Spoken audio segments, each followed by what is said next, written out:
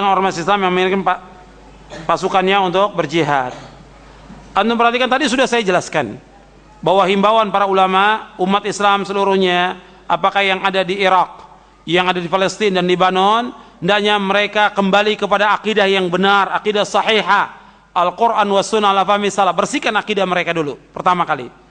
Yang kedua, mereka mengikuti sunnah Nabi SAW. Yang ketiga, mereka bertaubat kepada Allah atas perbuatan dosa dan maksiat yang mereka lakukan. Karena setiap musibah, setiap petaka yang terjadi tidak lepas daripada perbuatan dosa dan maksiat. Allah berfirman, "Wa ma asabakum min musibatin fabima kasabat aydikum wa ya'fu an katsir." Dan apa saja musibah yang menimpa kalian dengan sebab tangan-tangan kalian, dan Allah banyak memberikan maaf kepada kalian. Kemudian selanjutnya kepada umat Islam disuruh apa? Untuk membantu. Membantu dengan apa? Dengan mengirimkan bantuan kepada mereka, materi, kemudian mendoakan mereka. Adapun mengirimkan orang untuk berjihad, jihad itu kewajibannya ulil amri. Itu perhatikan. Jadi ada yang kewajibannya ulama, ada kewajibannya ulil amri, ada kewajibannya rakyat.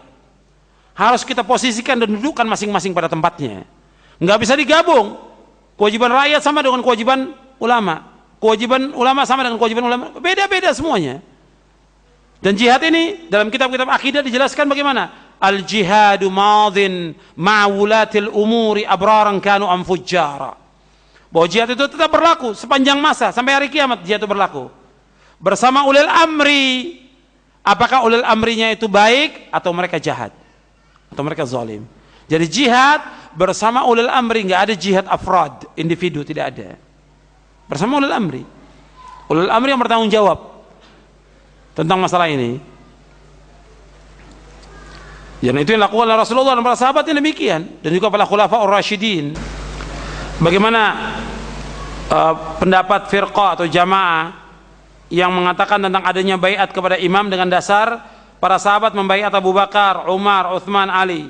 Jadi sekarang harus ada imam. Siapa yang mengharuskan dan siapa yang mewajibkan? Justru dengan adanya itu akan memecah belah kaum muslimin. Satu kelompok umpamanya 1000 orang angkat imam, kelompok lain nggak setuju, saya nggak setuju imamnya ngerokok, saya nggak setuju. Akhirnya keluar. Satu lagi angkat baiat, oh, saya nggak setuju imamnya nggak pakai jenggot, keluar lagi. Satu lagi nggak setuju, imamnya nggak sholat jamaah di masjid. Terus seperti itu. Imamnya musbil, isbal imamnya. Akhirnya bikin jamaah terlalu banyak jamaah ini. Ini membawa kepada kesesatan, firqah. Justru yang ada, kata Nabi apa? Kepada Nabi menasihati Hudzaifah bagaimana? Bagaimana? Kalau sudah tidak ada jamaah, nggak ada artinya imamatul uzma belum ada sampai hari ini. Imamatul uzma nggak ada khalifah yang kita bayat. Bagaimana? Apa? Fa'tazil tilkal firaqa kullaha. Tinggalkan semua firqah, tinggalkan semuanya. Bukan malah bikin kelompok, bikin jamaah. Ini yang ada sekarang ini jamaah yang sesat. Firqah yang sesat, baiat yang bid'ah.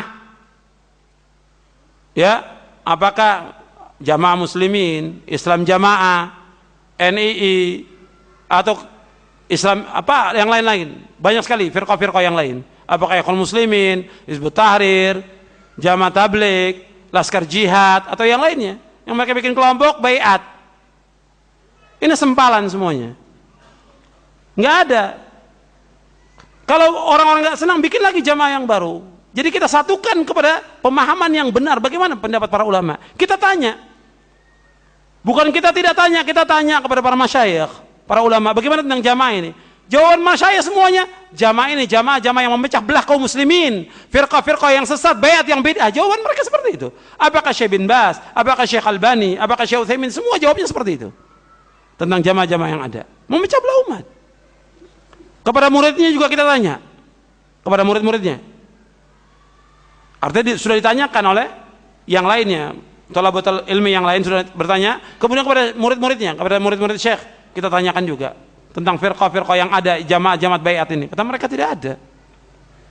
Tidak ada. Justru itu memecah belah kaum muslimin. Kembalikan umat kepada Al-Quran wa sunnah ala fahmi salaf. Jangan bikin kelompok baiat ini. Jadi baiat yang ada kepada khalifah, kepada imamatul uzma. Dan nggak bisa dicontohkan dengan kejadiannya Khalifah Abu Bakar, Umar. Umat bersatu semuanya, dan semuanya baiat. Nggak ada yang tidak baiat, semuanya baiat.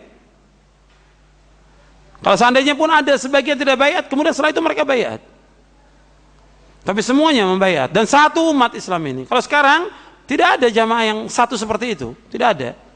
Umat terpecah ke seluruh dunia. Dan kalau antum perhatikan juga dari jamaah-jamaah itu, mesti mereka menganggap dirinya paling baik. Kalau orang yang tidak masuk jamaahnya berarti apa? Sesat, kafir. Itu semuanya seperti itu. Kalau nggak masuk jamaah tidak baiat, berarti matinya seperti bangkai jahiliyah. Padahal seluruh umat Islam ini kita ajak kepada pemahaman yang hak. Mereka adalah saudara kita, kaum muslimin. Ajak mereka kepada pemahaman yang hak ini. Kembalikan. Bukan disesatkan, bukan dikafirkan. Kalau yang memang sudah jelas-jelas kafir, kita jelaskan kafir.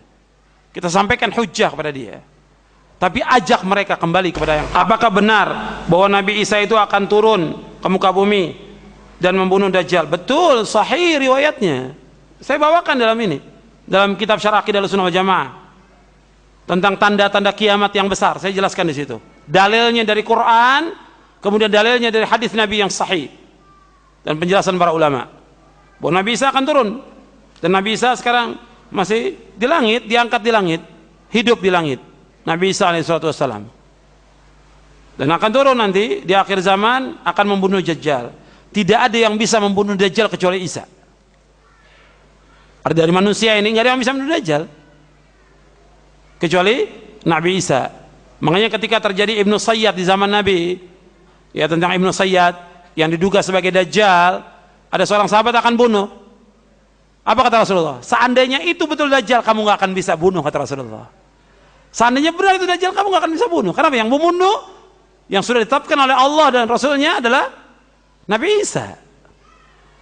Yang akan membunuh Dajjal nanti Nabi Isa di bab Lud di Palestina. Dan Dajjal nanti akan keluar dari Khurasan, dekat Iran sana nanti Dajjal. Diikuti oleh 70.000 Yahudi dari Khurasan. Maka sekarang ini sudah mulai orang Yahudi menempati daerah sana, Irak. Nanti Dajjal itu akan muncul dari sana. 70.000 orang Yahudi akan mengikuti Dajjal. Dan nanti orang Yahudi itu akan dibunuh oleh kaum muslimin, diperangi oleh kaum muslimin, dan mereka akan kalah dan hancur orang Yahudi. Apakah bisa dibedakan ahlul bid'ah yang memang belum, dakwah itu belum masuk kepada mereka? Nah, sekarang begini, artinya memang ada kaum muslimin yang mereka melakukan kesyirikan, melakukan perbuatan bid'ah. Ya kita mengajak mereka kepada sunnah, mengajak mereka kepada tauhid. Ada juga di antara mereka yang tidak tahu. Kalau yang tidak tahu sama sekali dan dakwah nggak masuk, kita serahkan kepada Allah. Jadi ada orang yang memang seumur hidupnya dia berbuat syirik karena memang tidak tahu, belum ada sampai dakwah kepada dia. Bagaimana? Ya kita kembali kepada ayat Al-Quran dalam surah Al-Isra, wa ma kunna mu'adzibina hatta nab'atha rasula. Dan kami tidak akan mengadab satu kaum sampai mereka diutus seorang rasul. Jadi tentang masalah ini tetap harus ada hujjah. Kita mengatakan orang itu dikatakan musyrik kafir harus ada hujjah. Kalau mereka tidak tahu, ya ada uzur. Maka dalam ajaran Ahlus Sunnah itu ada al-uzru bil jahl. Uzur karena kejahilan, uzur karena kebodohan, uzur karena ketidaktahuan. Saya ambil contoh, ya seorang sahabat yang datang dari Syam, datang kepada Nabi langsung sujud. Sujud kepada selain Allah, kufur, keluar dari Islam. Tapi karena ketidaktahuan, ada uzur. Nabi nggak menyuruh dia untuk bersyahadat lagi. Kata Nabi, kalau seandainya boleh